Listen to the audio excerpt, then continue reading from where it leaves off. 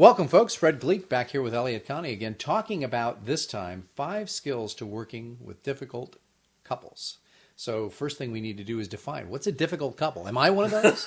I get asked that quite a bit, and that's a real challenging thing for me to answer, because I think I try very hard to see all clients as individuals, but the truth is some of them are a lot harder than others. There are issues that come in with couples, highly argumentative and, infidelity and situations that pop up in couples therapy that anyone would classify as difficult.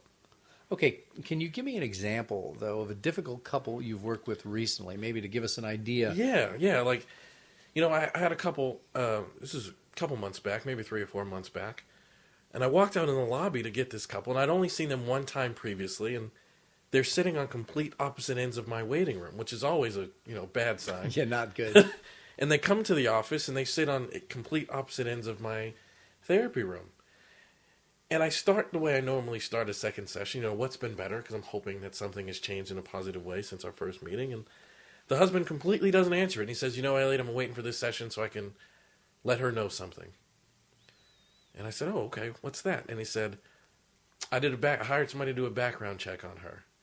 And I found out 5 years before we met and got married, she was a prostitute and been arrested several times for prostitution and never told me.